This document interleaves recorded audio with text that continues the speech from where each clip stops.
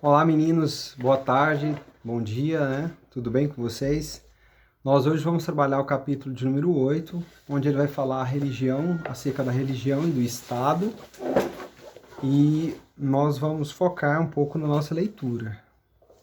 Pensar em religião e Estado é, sem sombra de dúvida, pensarmos em duas instituições que foram e são determinantes para a humanidade, tanto a religião quanto o Estado. E aí o livro de vocês, na página 48, ele trabalha da seguinte maneira: a questão da separação das esferas religiosas e do Estado não é nova na história das ideias políticas, nem mesmo exclusiva da modernidade, mas é um problema fundamental quando se trata da ética pública, isto é, da política. Durante cada contexto, os filósofos e pensadores tentaram compreender essa relação, propondo tentativas de solução. No limite, as relações entre a esfera religiosa e estatal remetem à existência de duas visões de mundo, duas morais que precisam de algum modo entrar em acordo. A seguir, um trecho do filósofo Santo Agostinho, que lança uma base importante para compreender esse difícil problema. Dois tipos de amor constituem duas cidades: o amor próprio, amor sui, a ponto de desprezar a Deus, constitui a cidade terrena. O amor divino, amor dei, a ponto de desprezar a si próprio, constitui a cidade celestial. Uma gloria em si próprio, o outro no Senhor.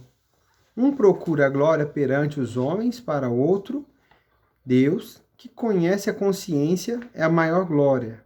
Num, os governantes e as nações sujeitas são possuídas pela paixão de domínio. No outro existe um serviço mútuo de amor que por parte dos magistrados, através do conselho, quer por parte dos súditos, através da obediência. As relações entre moral e religiosidade de Estado fazem parte da discussão pública, pelo menos desde o tempo da Grécia Antiga. Isso nós já falamos em outros momentos aqui. Quando, por exemplo, Sócrates é acusado de não crer nos deuses da cidade, tal acusação revela que os acusadores do filósofo viviam a necessidade de fundamento religioso para a vida política. Embora houvesse a democracia ateniense, para eles, não acreditar nos deuses da cidade era colocar em risco a cidade. Neste contexto, o dramaturgo grego Aristófanes já censurava os sofistas, uma vez que para ele o relativismo sofista, ao criticar a religião oficial, destruía os valores fundamentais para a convivência social. Os pensadores cristãos também viviam em torno desse dilema, por conta de uma das passagens da Bíblia, que diz: dai a César o que é de César e a Deus o que é de Deus. Além disso, São Paulo não deixava de dizer que a obediência civil, isso é, aos poderes estabelecidos, é uma virtude cristã. Entretanto, muitas vezes o cristão fica dividido entre os valores da comunidade política a que pertence e os valores da fé a que adere. Quando o cristianismo passa a ser institucionalizado por Constantino, acredita-se que surgiria uma solução para o problema, uma vez que a igreja e o Estado tornaria um só. Mas o fato de o cristianismo ter virado a religião oficial não quis dizer que os valores religiosos estariam identificados pelos valores do Estado. Neste período de Constantino, havia o Império Romano, que estava ameaçado das invasões dos romanos do leste, chamados de forma genérica de bárbaros. Precisava assegurar sua defesa militar e a igreja da natureza espiritual, mas como instituição também tinha o poder que muitas vezes se misturava com questões temporais. Quando o rei visigodo Alarico, convertido a uma seita cristã, Diário, saqueia Roma, o filósofo Santo Agostinho escreve a obra Cidade de Deus para tentar esclarecer a doutrina da igreja. Santo Agostinho pensava que, para além dos conflitos terrestres, importa mais trabalhar para a própria salvação da alma, por meio do respeito das leis cristãs da vida, e para o triunfo espiritual de Deus no mundo, isto é, para a glória de Deus. A cidade de Deus, ou a cidade celeste é aquela que reúne e condensa os valores eternos e espirituais, às quais os seres humanos devem se ligar. E a cidade dos homens, ou cidade terrena, é aquela que reúne e condensa os valores temporais e materiais. A cidade celeste tem como base o amor, a verdadeira justiça, que no limite é o amor a Deus. A segunda cidade tem como base o amor, a verdadeira justiça, que no limite é o amor a Deus. E a segunda cidade tem como base o amor a si próprio. Cabe deixar claro que Santo Agostinho usa a palavra cidade como sinônimo de sociedade humana. No entanto, não há como separar as duas cidades, e ambas convivem dentro da sociedade convive dentro da sociedade humana, pelo menos até o juízo final. O Estado tem como finalidade promover a felicidade da comunidade, mas isso implica dizer que a comunidade teria uma noção comum de felicidade. Então veja bem, né? Aqui nós estamos tendo a dimensão de que o Estado é importante, mas o Estado não existe sem a Igreja. Essa era a visão que nós tínhamos dentro da Idade Média. Que sem Igreja eu não conseguiria sobreviver diante de um Estado onde aparentemente não se haveria norte. Essa é a premissa que Agostinho chega à conclusão. E a cidade, ela seria uma cidade ideal, né? Uma cidade onde as coisas aconteceriam de forma a corroborar para que o mundo pudesse ser um mundo perfeito. O Estado que, segundo Agostinho, tem como finalidade promover a felicidade da comunidade.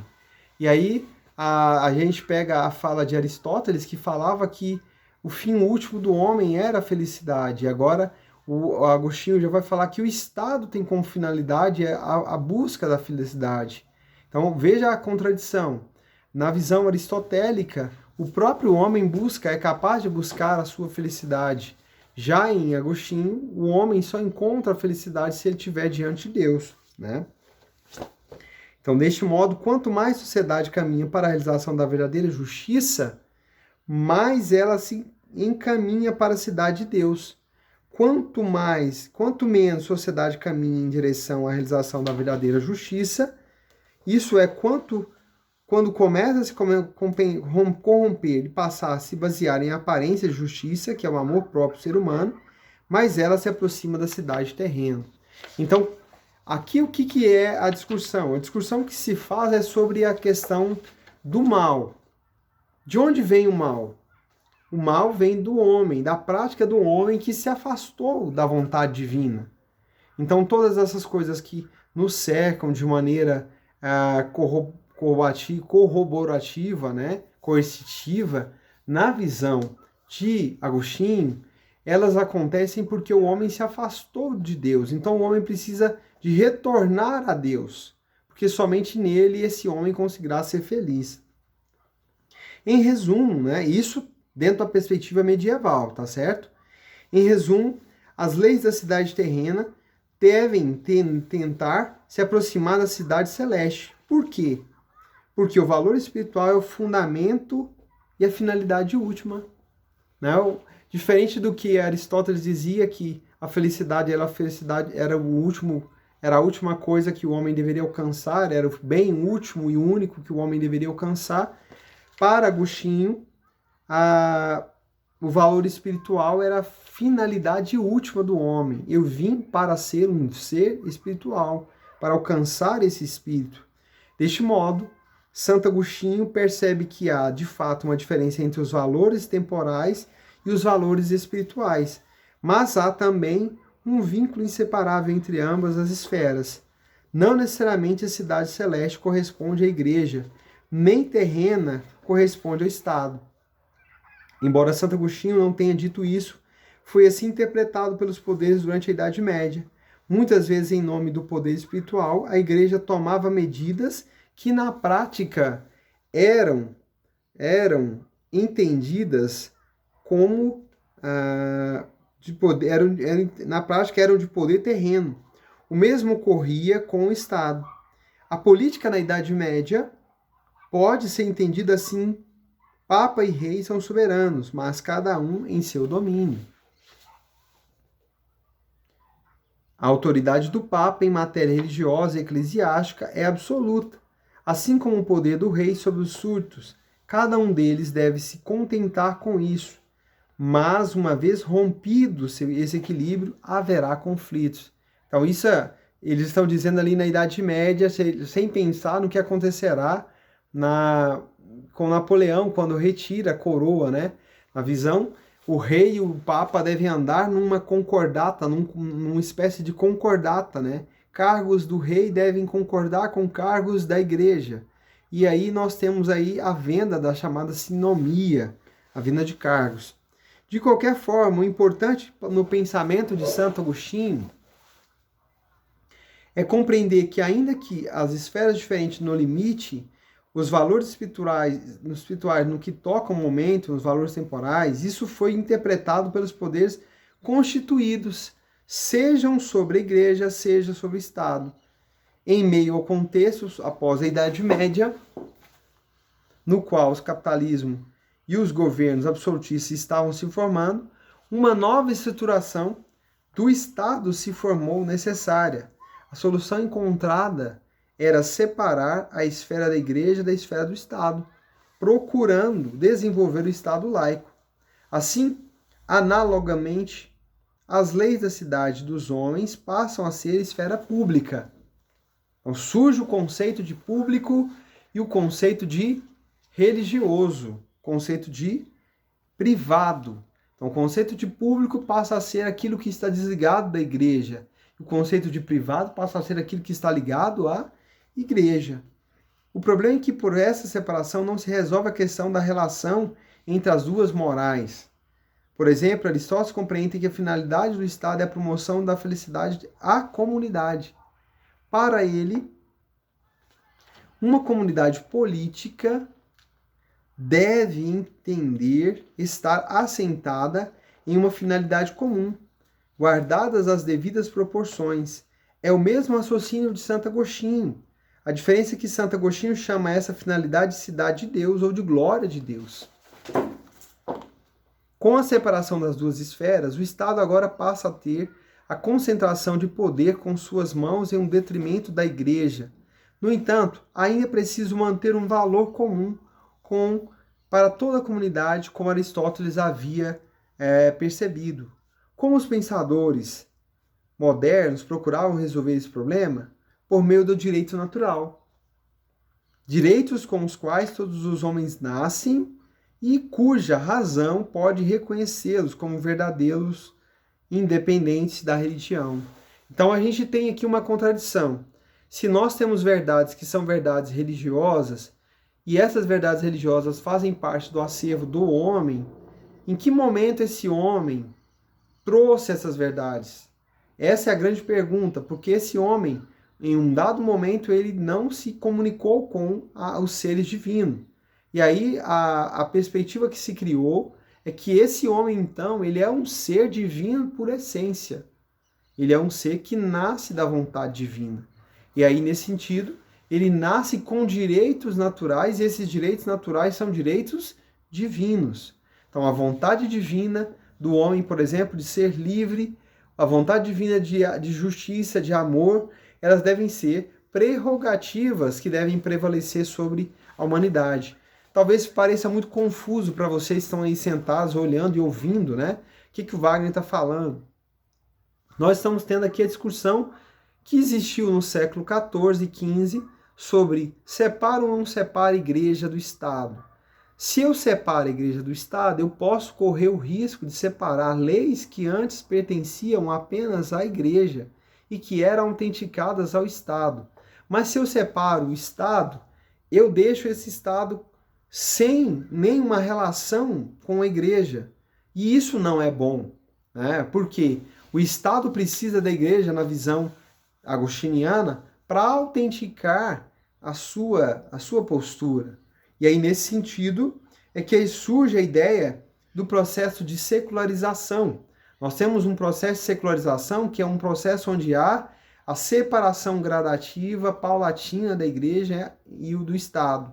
Não significa, senhoras e senhores, que uma pessoa que se diz ou se autodeclara secular, ele não acredita em nada. É diferente, eu acho que a gente tem aí premissas diferentes. Nós temos pessoas que, de fato, se autodenominam não crentes, mas não sabem o teor do que é não crente. Então, o fato de não acreditar em algo não significa secular. O secular é alguém que consegue fazer essa distinção entre o que pertence ao caráter religioso e o que pertence ao caráter humano, social. Não significa que esse humano não conviva com aspectos que envolvam o religioso. Não significa que esse humano não envolva com aspectos que envolvam o dia a dia da humanidade. Mas o secularismo pressupõe que seria possível uma clara e profunda separação entre ética privada, na qual a religião deveria ficar, e a ética pública, própria da esfera do privado. No entanto, na prática, é muito difícil conciliar o princípio secular com os outros princípios, como o da liberdade de consciência, que inclui a liberdade religiosa.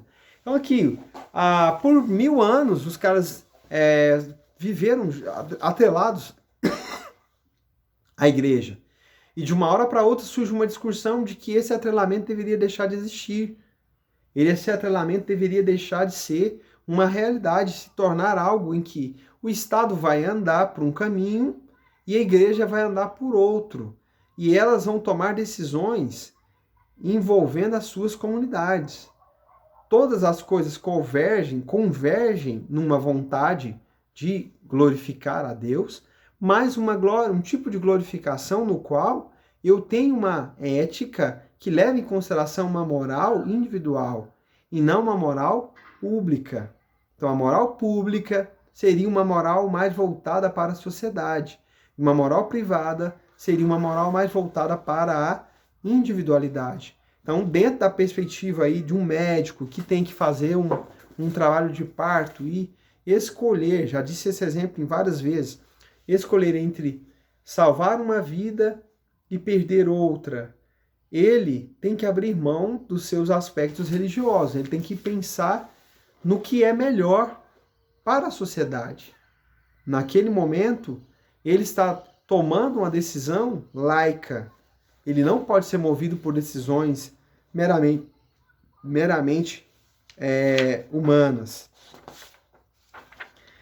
Esse Estado laico pode prometer a liberdade, mas, muitas vezes, seus meios impedem com que essa liberdade se cumpra. E, algumas vezes, até resulta no oposto. Como isso é possível? O clássico estudo de Benter Jovnin, Poder e História Natural de Seu Crescimento, pode ajudar a compreender essa questão. Benter foi um escritor, jornalista, jurista, economista e diplomata francês cuja tese central diz que o crescimento do poder do Estado e a consequente supressão dos direitos individuais é uma constante, seja em ditaduras, seja em democracias. Como isso ocorre? Como a concentração de poder? O Estado passa a ser o único mediador e o juiz das ações humanas. O sociólogo alemão Max Weber já havia notado isso quando definiu o Estado como aquele que, justamente, detém o monopólio legítimo da violência. Na Europa cristã, por exemplo, os valores comuns tinham como base a moral cristã. Quando essa passa à vida privada, quem dita os valores comuns é o Estado laico. Assim, gradualmente, para que possa haver ordem, é preciso criar uma obediência hierárquica de cima para baixo. Nesse caso, o Estado deve impor uma ordem com base na força da lei, porque esse controle efetivo, o número crescente e contínuo dos meios jurídicos burocráticos são criados e, de qualquer modo, a discussão sobre a esfera da religião e a esfera do Estado gira em torno da necessidade de uma noção clara de um bem comum para a comunidade política. Deste modo, talvez não seja possível uma completa separação entre valores públicos e privados, o que levaria à necessidade de um diálogo constante para encontrar um valor comum, seja esse valor advindo de uma ética religiosa, seja advindo de uma ética laica, seja de ambos. Então, quero crer que vocês estão entendendo aqui a dimensão que está sendo dada no texto. A ética pública e a ética privada. A ética pública está relacionada ao caráter religioso e a ética privada está relacionada ao caráter relacionado ao indivíduo. Eu tomo decisões. Esse estado agora é um estado ordeiro, um estado cheio de decisões, né? Nós não estamos vivendo mais a Idade Média. Nós estamos passando por um advento de transformações e mudanças, e essas mudanças, elas nos remontam ao sistema capitalista. E esse sistema capitalista, ele deriva da ideia de buscar algo que está além. E esse algo que está além é justamente conforme o livro de vocês vão apontar aqui no capítulo 9, a ideia da metafísica. Quando ele começa assim: quando há mais que os olhos podem ver, o estudo da metafísica se confunde com o estudo da própria filosofia. Alguns filósofos chegam a dizer que a matéria da filosofia tal é a complexidade da metafísica que é preciso compreender alguns de seus sentidos mais fundamentais. A seguir, um texto de Platão no qual ele, por intermédio de personagem Sócrates, explica sua descoberta sobre a necessidade de ir além dos 5 sentidos para compreender a realidade em sua totalidade. Sócrates então disse: depois disso, como estivesse cansado de investigar as coisas dessa maneira, pareceu-me que deveria ficar atento para que não me acontecesse o que acontecesse aos que contemplavam e observavam o sol durante o eclipse, pois alguns entregaram a vista a não se contemplar a sua imagem na água ou em algo semelhante. Pensei nisso e temi que também minha alma se tornasse completamente cega e se olhasse as coisas com os olhos, que procurasse tocá-la com cada um dos outros sentidos. Pareceu-me então que deveria refugiar-me nos pensamentos e neles considerar verdades das coisas. Talvez a compreensão que fiz não seja perfeita, exata, pois que não admito que nem considera as coisas nos pensamentos e as considerem em imagens, mais do que aquele que as considera nas experiências. Em todo caso, foi nessa direção que me lancei, e cada vez tornando como hipótese a ideia de que considero mais sólida, considero verdadeiro o que concorda com ela, tanto com relação às causas como em relação a tudo, mas e que não concorda, julgo que não é verdadeiro. E aí, nesse sentido, quando se estuda biologia, é comum se deparar com a classificação dos seres vivos em determinadas categorias, como reino, classe, família. Deste modo, eles são agrupados de acordo com os elementos em comum que possuem. Diante disso, é feita a seguinte pergunta: o que há em comum em todos os seres existentes? Provavelmente, você responderá: o fato de que eles são seres. É justamente sobre essas características comuns a todos os entes que a metafísica se debruça. Em outras palavras, ela estuda o ser enquanto ser. A religião estuda a perspectiva espiritual, né? Ela vai dar um ar de estudo do espiritual, mas ao mesmo tempo temporal. Já a metafísica, ela tenta estudar o ser enquanto ser. E dessa maneira a metafísica irá se perguntar o seguinte: será que todos os seres humanos são apenas um conjunto de propriedades e relações? Ou haveria neles uma estrutura fundamental? Uma estrutura que os constitui e os mantém de alguma forma? Uma estrutura onde estariam justamente suas propriedades e relações? Uma vez que a metafísica estuda as estruturas do ser, para além das suas propriedades, mas por meio de um recurso inteligível da mente humana. De qualquer forma, a compreensão, a captação do universo metafísico acontece além do que os sentidos podem prover, voltado ao exemplo da organização e classificação dos seres na biologia. Assim, entes, propriedades, relações dos seres são objetos mais elementares do estudo da metafísica. esses problemas, objetos, são presentes de forma implícita em qualquer ciência.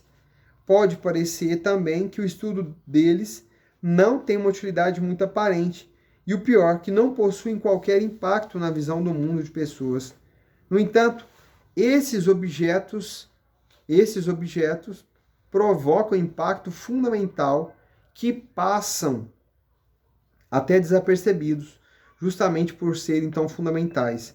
Por exemplo, é muito diferente compreender a sociedade como uma somatória de indivíduos, como um conjunto de relações ou como uma totalidade. Na primeira visão da metafísica, a sociedade, isso é como um somatório de indivíduos, há tendências ao individualismo.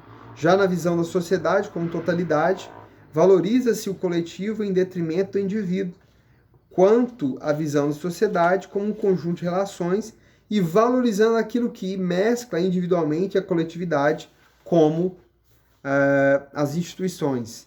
Em resumo, né, para a gente caminhando mesmo aqui para o nosso término, as categorias fundamentais adotadas irão influenciar e escolher o jeito de viver em sociedade. Desta forma, já a metafísica como a teologia consiste em conhecer o ser mais elevado de todos os seres, isto é, o ser que possui todas as características de outros elevados, a potência mais perfeita, ou o superior, e do qual todos os outros seres provêm. Assim, ao estudar o ser enquanto ser, percebe-se a existência desse tipo específico de ente, que é justamente o ser perfeito. Nesse sentido, a metafísica como a teologia é parte da metafísica como ontologia, no entanto, como objeto de teologia é justamente ter o mais perfeito estudo da teologia, é o estudo daquilo que são princípios de todos os princípios. E dessa maneira, seria a metafísica propriamente dita, embora um sentido não exclua o outro. De qualquer maneira, a metafísica teológica é aquela que estabelece uma correspondência entre um superior e a filosofia. O terceiro sentido fundamental da metafísica é aquele desenvolvido pelo filósofo alemão Kant. A metafísica como gnosiologia, palavra que designa a parte da filosofia que estuda o conhecimento humano, como ele se processa e como ele é possível. Também pode ser conhecido como teoria do conhecimento ou epistemologia. Assim, a metafísica é o estudo das formas ou dos princípios cognitivos que são constituintes da razão humana e por isso condicionam toda a forma de ciência e conhecimento. Em outras palavras, a metafísica não é o estudo das estruturas gerais dos seres, mas a estrutura geral do próprio conhecimento humano. Seria possível compreender os princípios gerais das ciências por meio de estudo da própria estrutura da razão humana? Deste modo, para Kant, a metafísica corresponde à própria razão. A visão kantiana da metafísica é uma das primeiras a realizar uma série de críticas à metafísica tradicional ou clássica, ou seja, a que foi estudada durante esse capítulo. Essas críticas serão detalhadas no próximo capítulo. Então a gente vai estudar no próximo capítulo, capítulo número 10, e aí pegando o gancho da religião, né? Quando a gente pensa na religião e no Estado, e pensamos logo na metafísica, nós vamos pensar, o que seria religião? A palavra religião vem da ideia de religar-nos. Ligar-nos a quê? Em Aristóteles, nos ligarmos à sociedade. Em Agostinho, nos ligarmos a Deus. De qualquer maneira, a ligação aqui, ela parte do pressuposto básico de que era necessário se ligar para quê? Aí a metafísica corrobora dizendo que a ligação aconteceria para que o homem pudesse entender o perfeito. Então a metafísica é uma busca desse homem que sempre buscou respostas na religião para encontrar o respeito. Só que ele busca esse perfeito naquilo que o cerca, naquilo que o satisfaz. E é desse modo que a gente vai pensar nas próximas aulas. Correto, meninos? Eu agradeço a paciência de vocês e vamos parando aqui nessa aula de número 9 em filosofia. Ok?